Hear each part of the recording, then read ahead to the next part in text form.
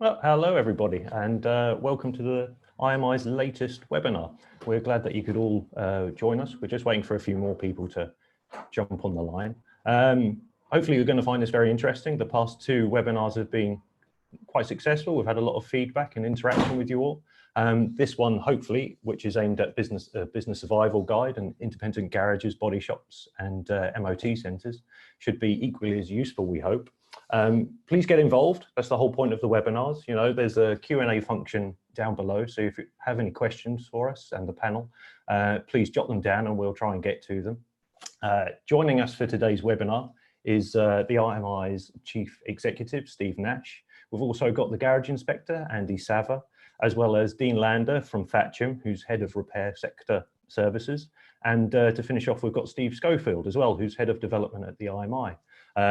So hopefully amongst all four of them, they'll be able to take on board your answers and provide some really useful information. Yes, so as I said, you know, feel free to get your questions in. We'll run through the different parts of the webinar and we'll hopefully save 15 minutes towards the end to get as many of your questions answered as possible. If for any reason we run out of time and we can't quite get to your questions, then don't worry, we'll make sure that we get answers to you after offline and make sure that we get everything nice and tied up for everyone who's attending. And please don't forget, if you want to catch up with anything that was mentioned in the webinar or just watch again or pass on to colleagues, then it will be available on the IMI's COVID-19 page. With that said, I guess it's a good time to pass on to the first speaker, and that's Steve from the IMI. So, Steve, please introduce yourself and let us know what your thoughts are. Hi, James. Thank you, and welcome everyone who's joined us today. I see there's quite a decent number of you. Yeah, I just want to talk a little bit about the government guidelines, which of course have very recently changed. And you know, trying to pick the bones out of that really. And I know it's some people have sort of felt it's as clear as mud, so we aim to kind of remove some of that lack of clarity. I think first of all, when it comes to, we all understand that garages, service and repair operations were already an exempted sector. Notwithstanding that, we know that since the beginning of the lockdown, the business has been down around about 85–86%. So most people, if they've been open, it's been on a very limited scale, you know, ostensibly just to look after emergency workers and so on. That having, and we also know as well, I mean, some recent data I saw said that workshops collectively have foregone about 6% of their annual turnover in a 7-week period. That may not sound as big as you might be expecting, but it's a very significant value. It's a very significant value. That being said, I do know that even before the announcements that came from sort of Sunday, Monday, there were quite a few operators that were saying that they were planning to reopen more of their capacity, whether that's franchise dealers or independents, because there is some pent-up demand there. As it just so happens, I know it's anecdotal, but my neighbour has a group of independent garages, service and repair operations in the sort of northwest London area. And he told me 3 weeks ago he was planning to open up. I believe he was fully open from last week.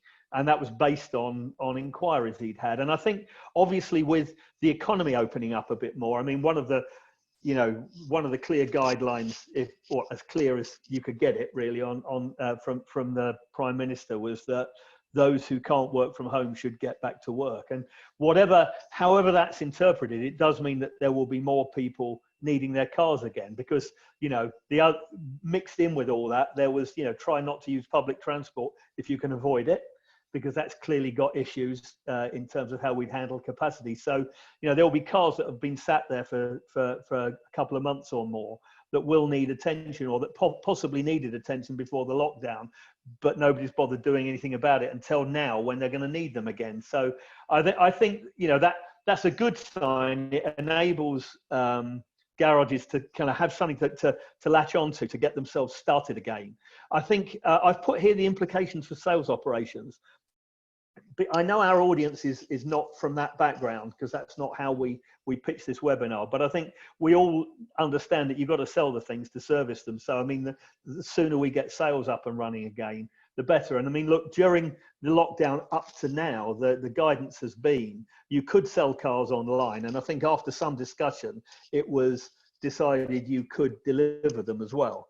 I think what this now, I mean, certainly if I was running a sales and service operation, I'd be looking at this and saying, well, I can't sell cars from home, so I'm going to start to open my showroom up again now, with suitable social distancing measures. But I think there again, there's a lot of keenness to get that engine moving again. And again, some pent up demand, bearing in mind the number of people who have cars on contracts, PCPs and what have you, who are actually bound into a change cycle anyway. Not much they can do about that. So I think that's good news for the wider industry. I think in terms of furlough arrangements, though I'm sure most people will have seen that earlier today, it was announced by Rishi Sunak, the Chancellor, that the furlough arrangements are going to now be extended to October. Although, to be clear on that, they're extended to the end of July in the current format. So that's the 80% of wages up to £2,500 a month. And then from there on, it tapers down with, as he puts it, the employers starting to share some of the burden. And what that really means is it allows for tapering people back into work. As clearly, if we'd had a sort of a cliff edge at the end of June, that would have been really problematic for a lot of people, because you've got to start generating the business before you can start pulling people back in. And this is what employers have asked for, including employers in our sector. You know, there were a lot of representations made to government, and it was, please allow us to kind of start to bring people back into the workplace on a gentle basis and build the work up, and then we'll bring more people back in. So you've got all the way up to the end of October, and say that will allow for part-time furloughing as well. We'll have more information on that, and we'll provide that off the back of this webinar and on our COVID-19 hub. But I think that is generally good news. I mean, nobody expected it to go on forever. There's now some 7.5 million people being covered by the furlough arrangements. It's costing the government as much as the NHS. So we knew that they were going to have to sort of draw an end to it somewhere. But I think in general, most people will welcome what has been announced today. I think when it comes to social distancing at work, a lot of people have asked us individually about this. And actually, I've been working together with a number of other industry bodies to put together a document, which we will make available a little later this week, which has lots of common sense advice in it. And, you know, when you look at it, when I talk about common sense, I mean, we looked at the arrangements that have been recommended for manufacturing, for example, where they have to look at all sorts of things like, how are you going to cater, as in feed, you know, the people who are working in your factories. You know, if you're a small operator, you don't even want to go there, because that runs to pages on its own. You know, as long as you provide people with the ability to take a rest somewhere in a properly socially distanced area, you know, let them bring their own sandwiches in for now. You know, I mean, that's a complication you don't need. But I think that what you will have in that document is lots of sensible advice about how you can achieve social distancing within the work environment. I was talking to somebody the other day, and I said, you know, back in the mid 80s, I used to run a dealer operation, and our after sales operation back then used to 75% of our customers we never saw. We either collected and delivered the cars, or we had a key safe people could drop their keys off in, and arrangements for them to be able to collect the keys again. If we could do that in 1985, we can do it in 2020. You know, there are ways of doing it, which means that you don't have to risk the social distancing piece. But there'll be more detail on that later in the week. And in the interest of giving the other speakers plenty of time. I'm going to step back now and let you pass on to the next person, James. Yeah, super. Thanks very much for that, Steve. And also, just to reiterate what Steve was saying, the document that he mentioned about giving some sort of guidance, we'll make sure that that's widely spread so everyone can access it, and there'll be some really good content in there. In the meantime, we've got the garage inspector next to give you some important advice for independent businesses, MOTs, MOT centres, etc. So without further ado, I'll hand over to Andy Savva to give his presentation.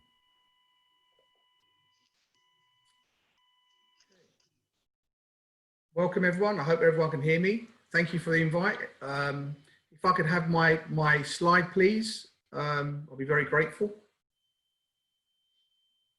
I'm going to go to the slides now, or can everyone hear me? Can you hear me, James and Steve there? Yep. We're on the slide, Andy. I can't.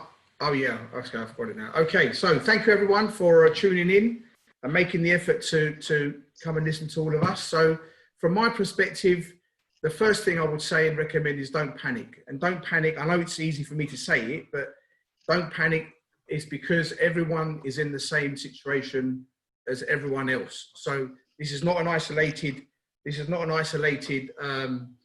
situation based on an area or a city or a town or your locality. It's everywhere, not only in the country, but around the whole world. So don't panic, and somehow, by hook or by crook, the independent garage sector is a very resilient part of the economy.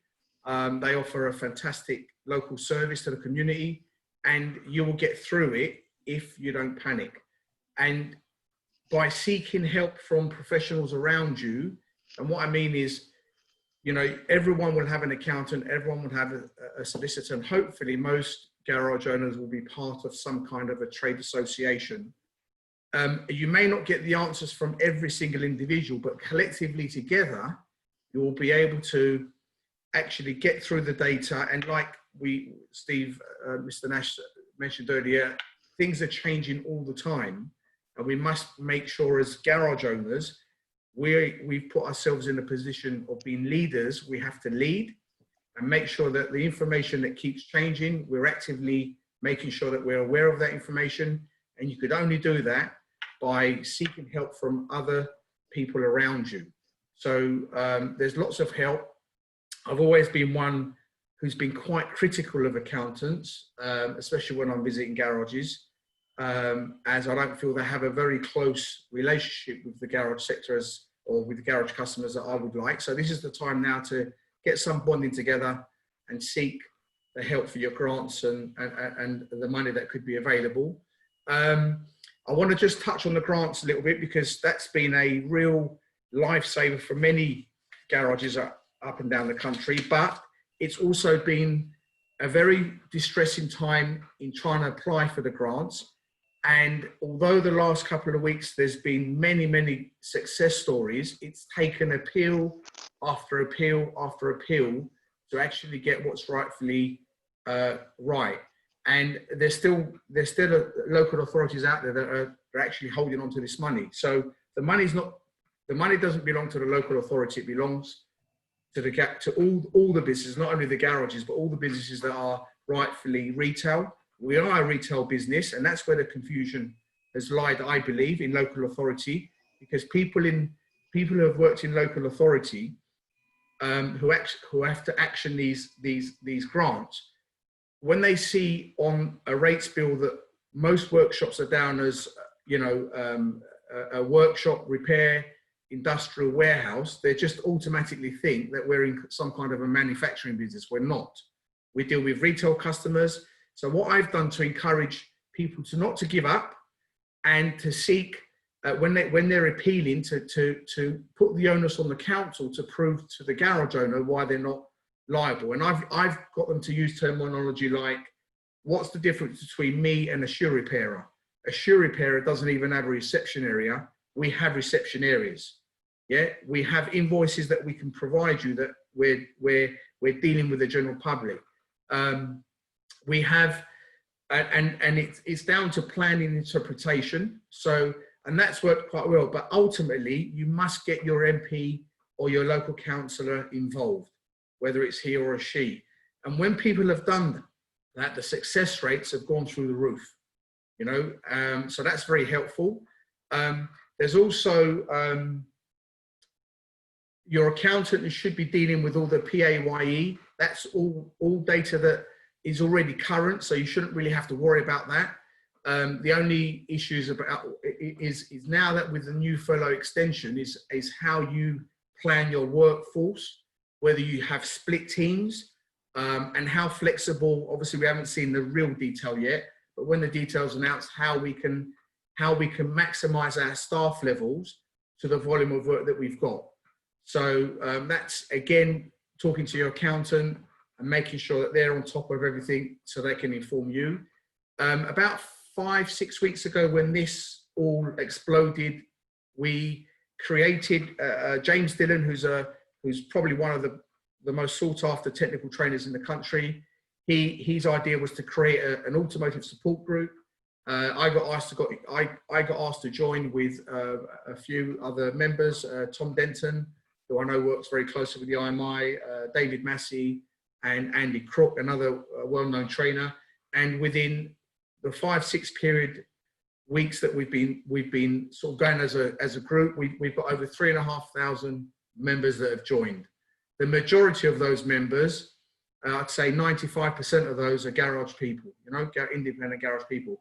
And that group has been an immense, it's been a driving force for information, for help, for positivity, for guidance. We've tried to, the admin people, me, James, Tom, we've tried to look at the data, break it down and put it into layman's terms. We've created files for people to be able to draw down. So I encourage anyone who's not part of that group, please join it. It's the Automotive Support Group. You'll find us on Facebook. And in the files section, there's loads of documentation which you can tap into, use, wording that you can use to try and help your cause so you're not alone. I think now, moving forward, what would I be doing as an independent garage owner to try and safeguard my future? Well, the first thing you have to accept is that you're not going to have the same level of, or the same volume of work as we had before this crisis. So, and the difficult thing with that is that if your costs are fixed, which most of us are, and we're used to having a regular turnover of whatever that turnover is, all of a sudden that's going to drop and you have to manage that drop. So cash flow is very important. It should have given you a time to step back and look at your business like you've never done before, because in a normal garage environment, it's day-to-day crisis management. We never really get time to stand back and have a look at a business in a more methodical way, because we've always been technicians trying to repair cars. So I've helped people with, I've given loads of people with ideas about business plans, marketing plans. You should be communicating both with your staff and with your customers. So a good garage management system will pay its way now, because that's the only way you can communicate effectively and quite cheaply. So you've got to make sure that you communicate with your customer database. It should have given you an opportunity to maybe refresh your business and look at improving your facilities, both in reception. Obviously, that's going to be modified because of the social distancing, but also give you a chance to do something in the workshop that you may have been planning but never had the time. The issue with revenue is a big one for us. So I was speaking to a garage owner this morning and a garage owner yesterday before the announcement of the updated furlough scheme, and they were talking to me about who they're thinking about getting rid of. Now, this might change now. That attitude might change because the furlough scheme would give them an opportunity to be a bit more flexible. So we're already an industry that doesn't have enough skilled technicians and front-end personnel. So to get rid of people now, I think will be wrong if you can avoid it, and the furlough scheme will hopefully support you to do that. The issue with revenue is that, for me, there's only two ways you can increase your revenue. So as a garage owner now, I'm thinking, how am I going to increase my revenue? Well, I'm either going to sell more of my time, more of my labor, or I'm going to sell that time or labor for more money, more revenue. And I think this is a great opportunity, and I've been talking about this for years, where our labor rates generally have been very low compared to, say, a retailer, a dealer. The disparity is huge. Now, we don't have the infrastructure and the facilities of a dealer. That's fine. We accept that.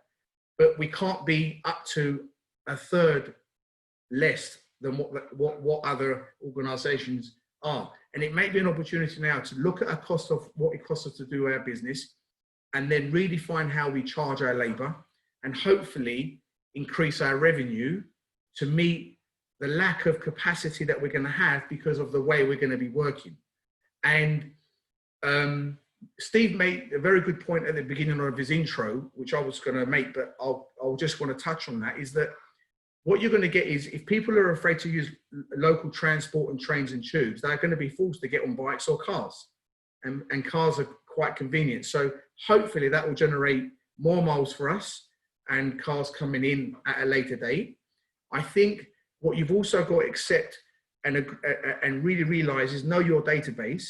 And what I mean by that is there's going to be a lot of people who drive to work and will get their cars repaired where they work. Now that work might disappear now because these people are working from home, or it might be a 50-50 split. But at the same time, you'll get other people who are staying at home who are now looking for a local garage to where their home is. So you've got to be very active in your local community, social media, campaigns, we're open, be proud of what facilities you have, and try and capture the loss that you might be having from people driving into your area from the people that are remaining in. So these are all, for me, fairly positive things. And also, whatever happens, there will be casualties in our business. But I'm lucky that I'm in the garage trade rather than the travel industry.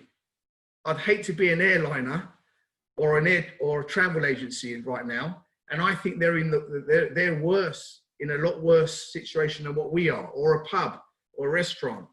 So I was speaking to a friend who's got 3 pubs in St Albans. He's pulling his hair out, you know?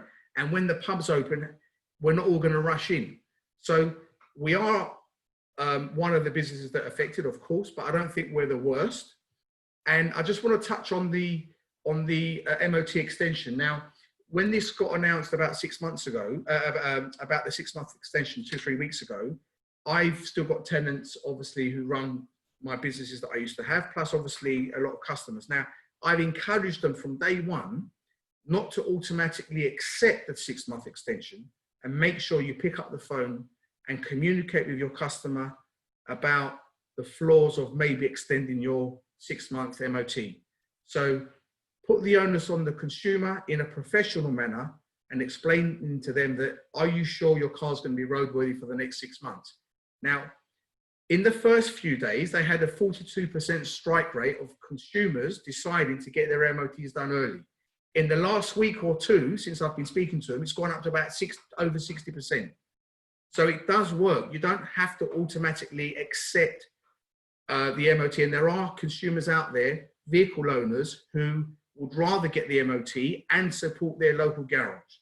So there is light at the end of the tunnel, where you need to be strong, positive.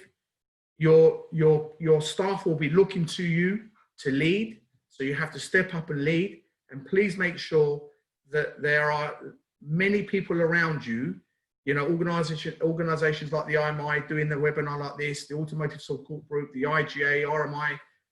And also, I've seen a lot of work being done by the major parts groups, yeah, like Group Auto, the Automotive Alliance Group, ECP, in supporting their customers in every way they can. So, you know, we're not alone. And I hope that I'll be available during this webinar, or even before that and after that, to answer any of your questions and hopefully guide you to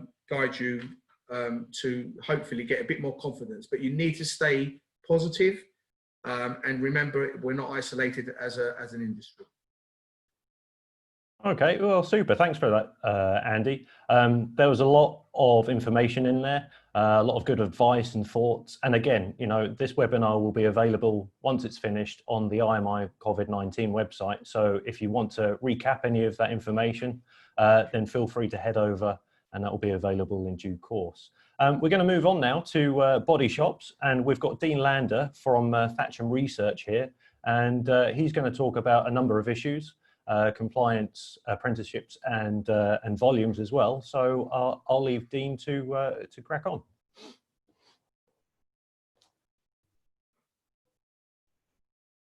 Yes, so good afternoon, everybody, and thanks, Steve and Co, for inviting me along. I clearly don't want to underestimate the plight of anybody in the repair sector now and the financial challenges that are underway, but I do want to talk specifically about two issues that I've become heavily involved and engaged in conversations, discussions with the body shop sector over recent weeks as we've become caught up in the stranglehold of the COVID crisis. So as introduced, I'm Dean Lander, Head of Repair Sector Services at Thatcham Research.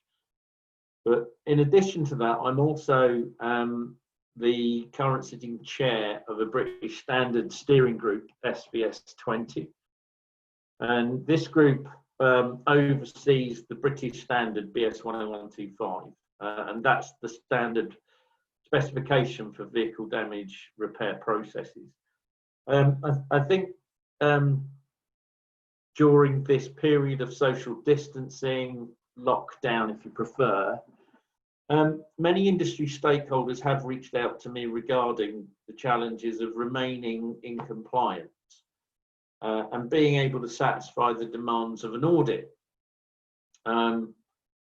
These concerns have come about and been raised in multiple different ways, and they relate to several challenging areas that body shops are currently are trying to work their way through. If we look at the first area, and one that is very relevant to us here today because it also involves the work of the IMI, is specifically around competent staff. Even before the lockdown and self-isolation was creating resource challenges within body shops. In some cases, what this meant was that the technician with the proven competence weren't necessarily available in the workplace when the need was there to complete the work.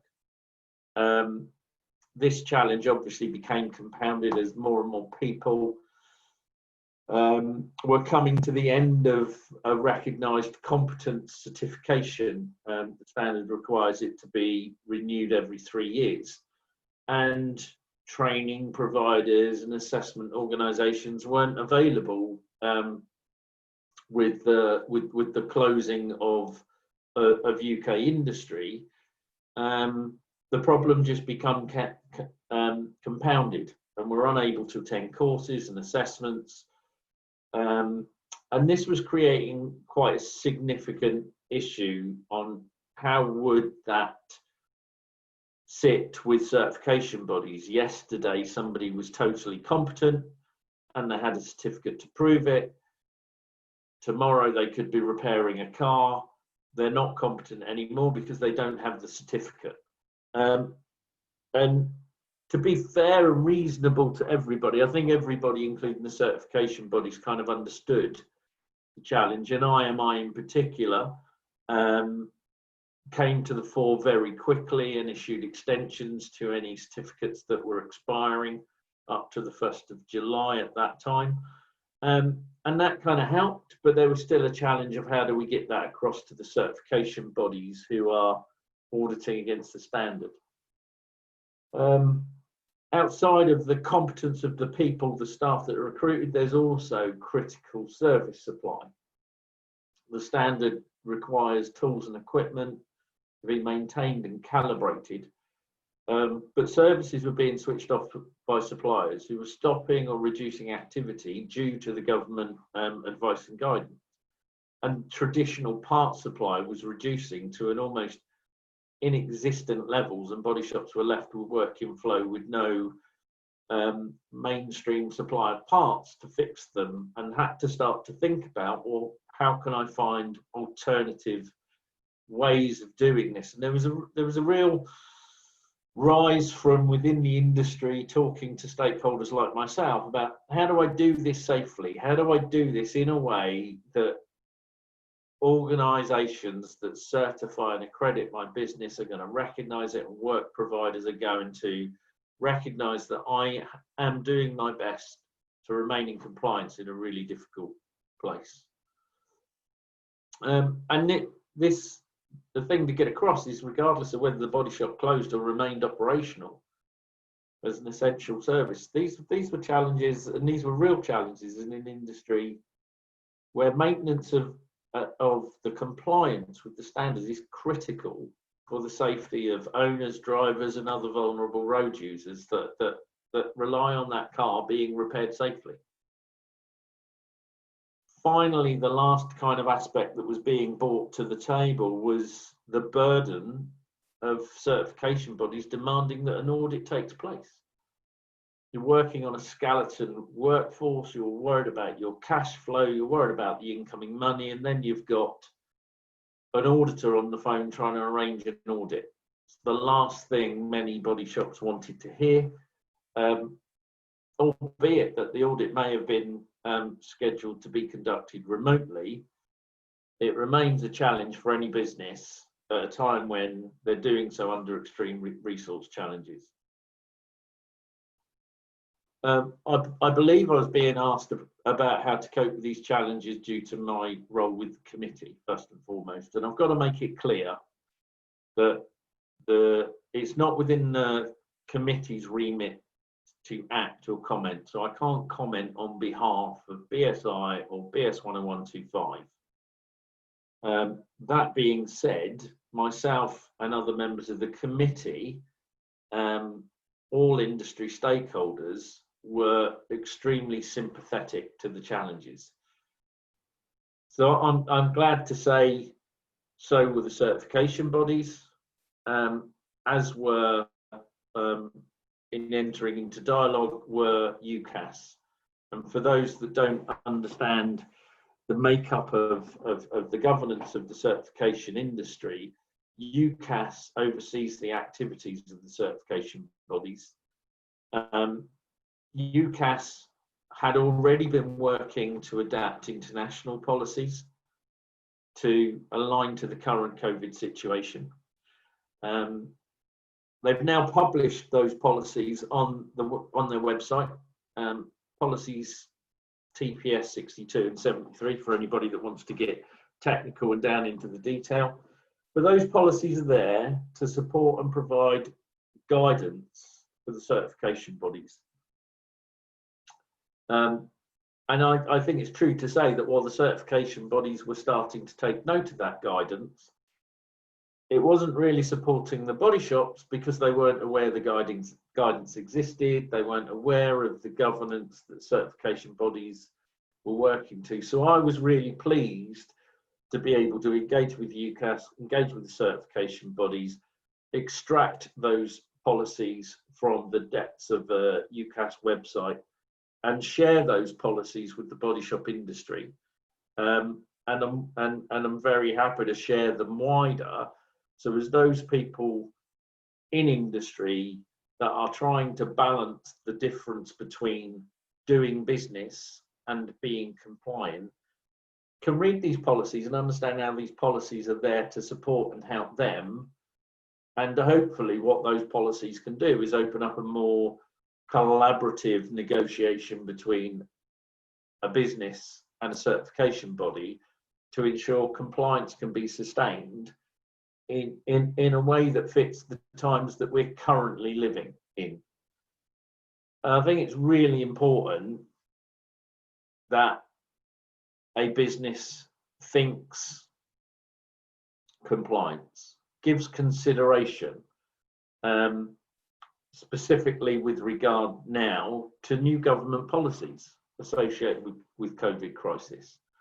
There's a question on the chat from Martin around cleaning cars. You absolutely now have to develop new control processes for the transfer of cars between customers, employees, and employees, between employees amongst themselves.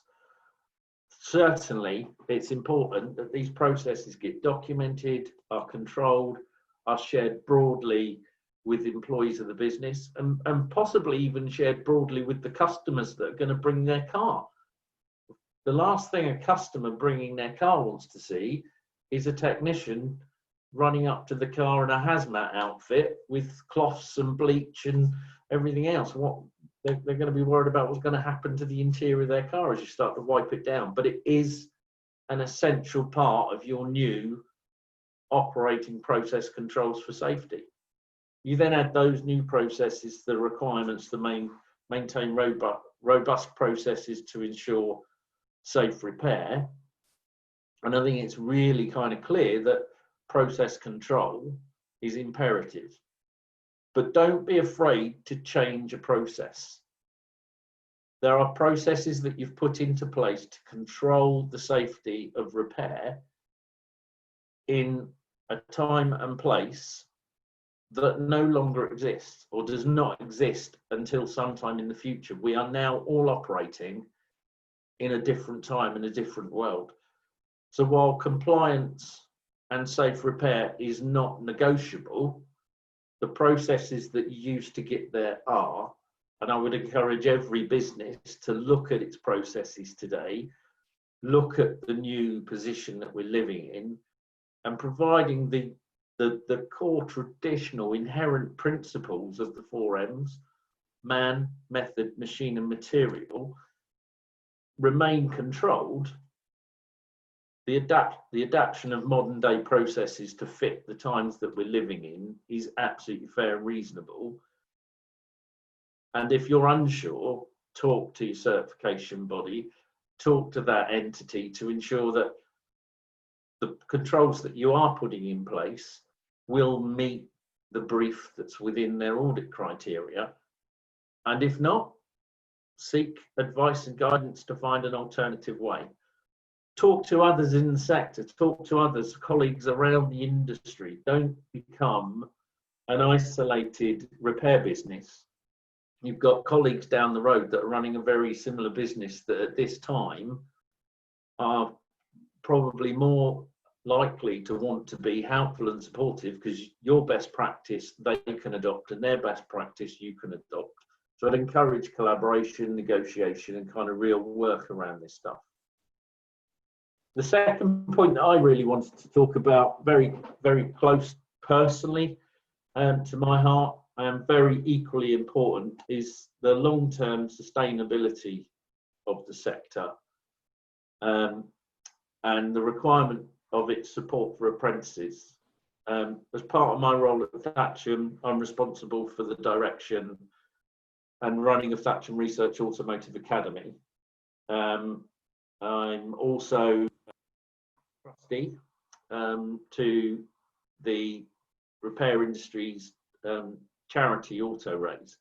And it's a charity that's totally focused on helping the industry repair a skills crisis that it has now been suffering from for a great number of years, and it's just getting worse and worse. And we were just turning the corner to be able to work out how to resolve it with new apprenticeship standards and onsets of new apprentices.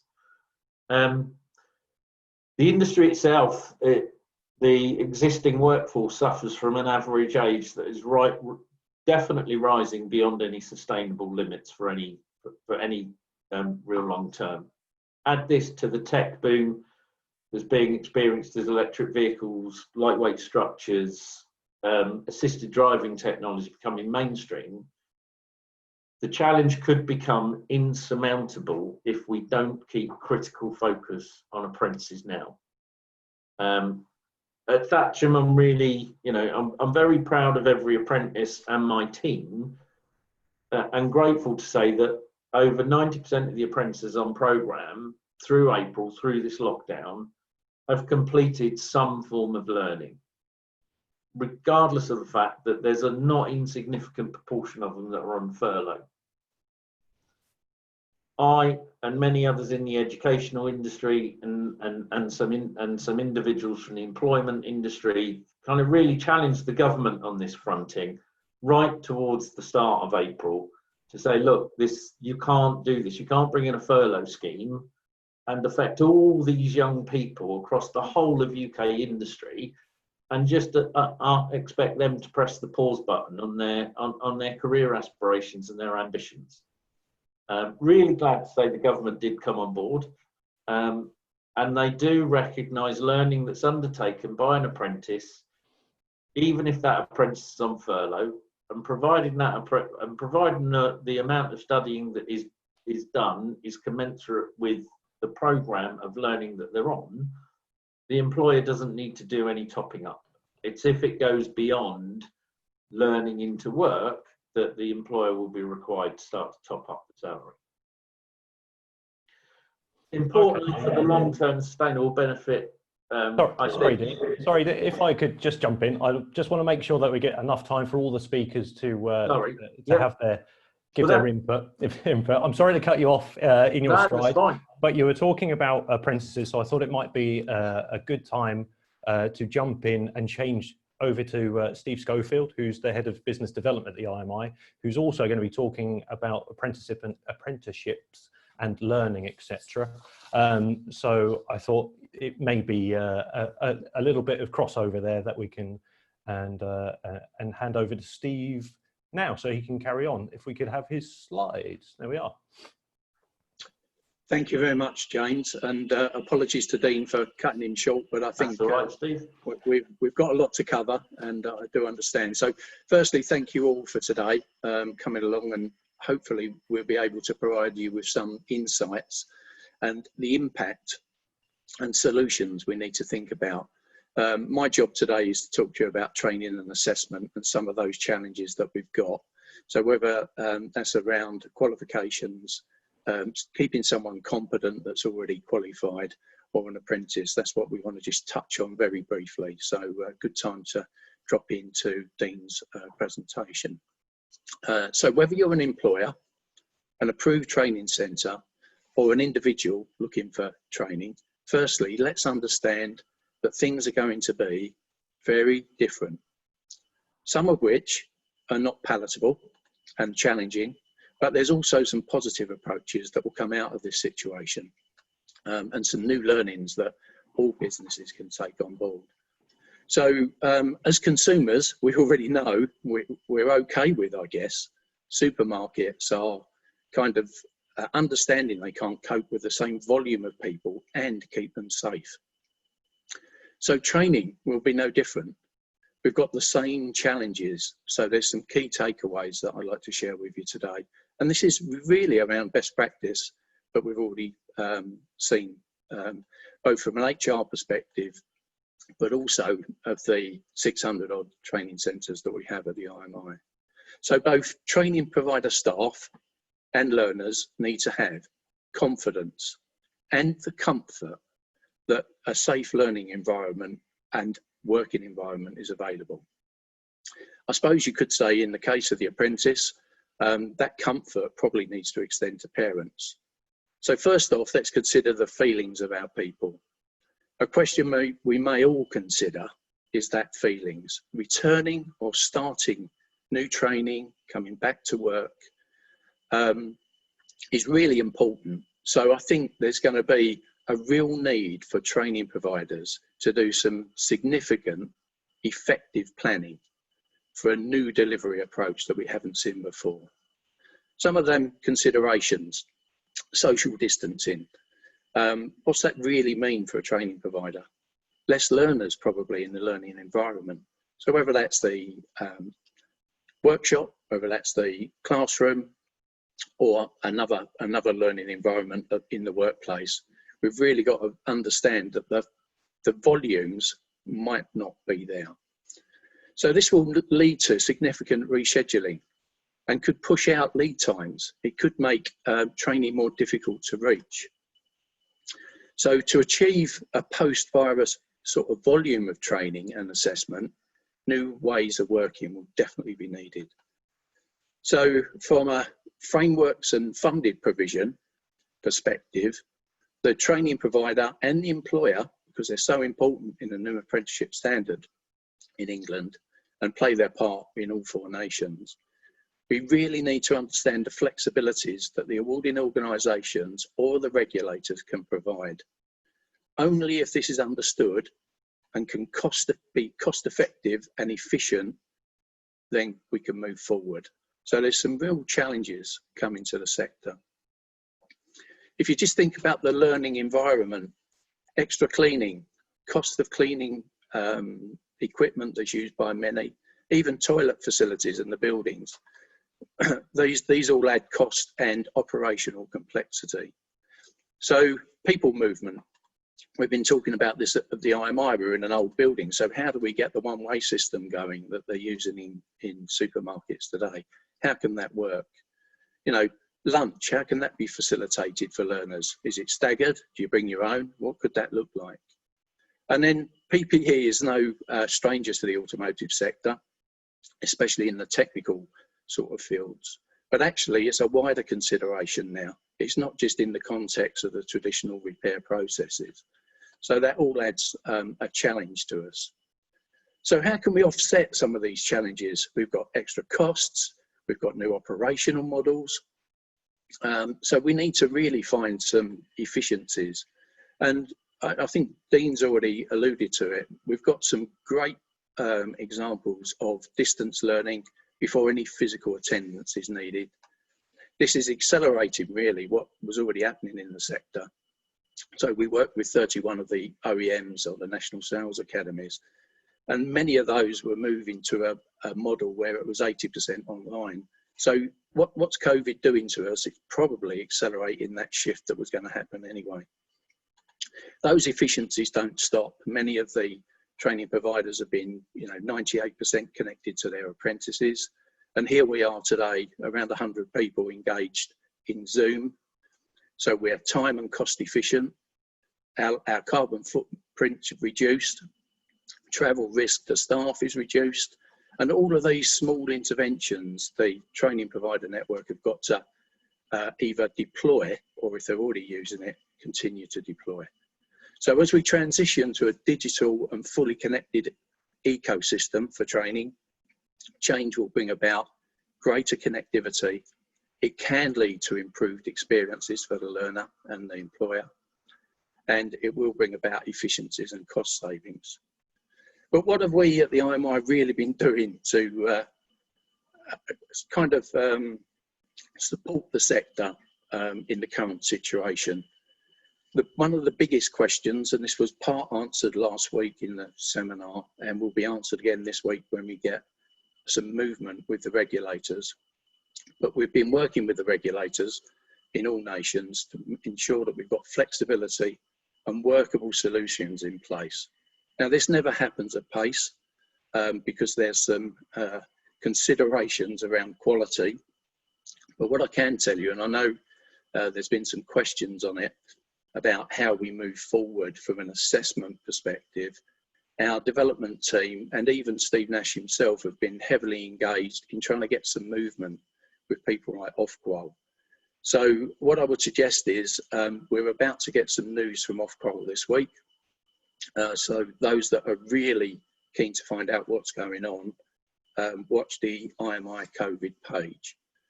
We've also extended, as Dean said, the 6-month window for accreditees. So that's taking the pressure off for those businesses so that they can stay confident in this short period. Let's be honest, vehicle technology hasn't moved much in the last 6 to 8 weeks. So we don't think we're doing anything wrong. And as Dean articulated, this is about, don't be frightened of changing the process, just make sure you're making a safe repair. And then we've worked with the SOE in the heavy vehicle sector to extend their ERTEC offer for 90 days. Again, taking the pressure off of employers, IRTE and IMI members. And we've also set up some really good opportunities to make the future better. So we've set up sector advisory groups. To name a couple, TechSafe for electric vehicle, of which we've got over 70 people engaged in that, and the accident repair and glazing sector. And their job, working with us in partnership, is to find efficient ways of retaining competence, delivering appropriate modules of upskilling. So we've been doing a lot of work behind the scenes that you might not see. I'm mindful of time, so in conclusion, whether you're an employer seeking staff development and assessment, or a training provider looking to provide great service but retain profitability and a sustainable business, be aware, change is here. We have some collective challenges here, but we will find the efficiencies and a way forward. But we have to do that in partnership, as Dean has already articulated. So the future should be more about facilitation of learning, the learner being responsible for their own learning and putting the learner at the centre of all that we do. So we'll leave you with this takeaway, or call to action if you want. Andy's already articulated it earlier and highlighted the need to seek help, ask questions as you're doing today. And don't forget, the IMI teams are here to help, whether that's business development, quality assurance, the assessment teams around the all-important apprenticeships, and our customer service teams looking after members. So we're not just here to provide insights, we're here to help you. And I'd like to open up that offer to you. And I know all of the speakers are looking forward to some questions. So I'll hand you back over to James, and hopefully we can facilitate that. James.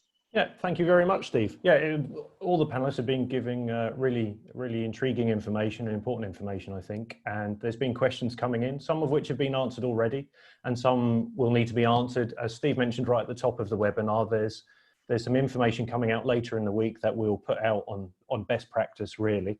So yeah, that will be published as soon as we possibly can, and it will be there for you. We've had quite a few questions really about learning, basically. So we'll probably be going back to Steve Scofield fairly quickly. I guess, and we don't have all that much time left either, so we'll try and get a couple of questions in, and then ones that we don't answer we'll come back to and get answers for you offline. But just quickly then, I guess this is really directed at Steve Scofield. In terms, more generally, in the flexibility of students attaining their qualifications, how flexible can the industry be, and can the providers be, to make sure that those who are studying can achieve their goals? Well, absolutely. We've already, our development team's already worked on some solutions. They've also tested on behalf of the regulators some solutions that we'll be deploying in the coming days. But I think firstly, we've got to look at where are the priorities. So for instance, 20% off the job training, we can still carry on with that for an apprentice in England, you know, without the need for getting to endpoint assessment. We've also got to look at how we resource and operationalise once we get beyond lockdown, whenever or whatever that looks like. We've really got to think about scheduling well, talking, so that we can make sure that we've got endpoint assessments ready to go. And I think some of the work that Mark and the development team's been doing on policy with the regulators will pay dividends. We're ready to go. There's been a lot of speculation from awarding organisations about what is agreed and what isn't. But I can tell you it's not all fully agreed yet. But I know our team's looking for that agreement this week. So we should have significant movement to give FE colleges for full-time learners, and also those delivering apprenticeship standards and frameworks in the devolved nations, some solutions soon. Okay, very useful. And obviously apprenticeships and learning and studying is a very important part, but we've also had a lot of questions about MOT as well. The extension has caused numerous questions about what is right and what is wrong. I guess first, for you, Andy, we had a question in that was asking about, if my business is solely based on MOTs, how on earth am I going to continue my company going forward with the 6-month extension?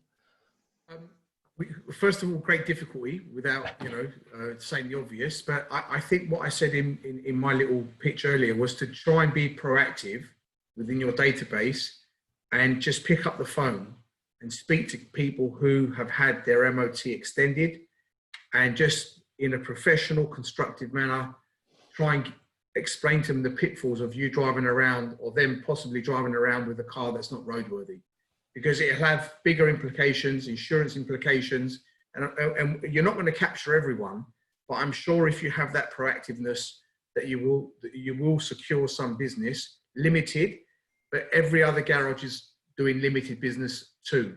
If you just sit back and do nothing, you're certainly not going to survive. However, it's more challenging for this particular business because that's solely what they do. And I do believe that the 6-month extension was probably a little bit too harsh. I think 3 months would have been acceptable and reasonable to most. But it is what it is. I know there's maybe some campaigns about having that shortened, but I'm not sure that's going to happen. So really just get on the phone, get into your database. And then it depends the mix of MOTs that this particular garage does in terms of trade work, because I'm sure it will not only be retail customers that he's providing that service for. So that has another different implication, and it might also mean collaborating with the independent garage where you're doing the trade business and getting them to ring up their customers, because they're third-party customers, and just be constructive. Also furloughing the staff. The extension that Steve and I mentioned earlier that happened today will help him in that cause greatly. But you have to be proactive. You have to get on the phone and ring around. And, okay, you don't get 10 customers in, you get 4 customers in, but it's four's better than nothing, Andy, it's funny, actually. One of the questions was about, it's interesting, there was an article that I saw a while ago that was passed on to me by a guy called Andy Entwistle, who's behind the British Motor Show. And it was suggesting that the extension was a rolling extension, that it effectively, if your MOT fell at the end of the 6 months extension, you got 6 months from then to get it done. That was news to me. I asked, we actually consulted the DVSA and they told us that wasn't true. It wasn't true, that's correct. But Car Dealer Magazine has said, oh, well, we've spoken to somebody at the DFT and they say it is true. No, it's not. I'm pretty certain it's not true, like you are, but it's definitely not. Definitely. The other question that came off the back of that is if testers and managers have to, if testers have to do a test every 6 months, how are they going to do that with a 6 months extension? And has the DVSA given an extension? I'm not aware that they have, but I think based on the back of what you said, it shouldn't be impossible to facilitate, should it? No, it shouldn't be, but it's terrible that well, this might be another opportunity for the caller, for this business to look at their business model and maybe expanding, doing others, offering other services now. You see? Yeah, well, I think it's Des Hall that asked the question. I think Des does more than just MOT, but yeah, I think, as I say, I've seen that article doing the rounds and it has confused a few people. Yeah. Okay, well, unfortunately, as all good things, they come to an end, and we have run out of time today for this particular webinar anyway. I hope you've managed to get a lot of information from it. If there's any bits you've missed, obviously, like I've said, there's a follow-up. You can watch it all again on the IMI's COVID-19 website. There's some useful links on your screen now, should you want to follow up with any further information. And for everyone who asked a question, but we didn't manage to get to it, or it wasn't answered during the webinar, we will make sure that we come back to you offline. But apart from that, I hope you've all enjoyed it. And thanks for joining us. And we hope to see you again online for our next webinar. Thank you, everyone. Thanks all. Thank you all.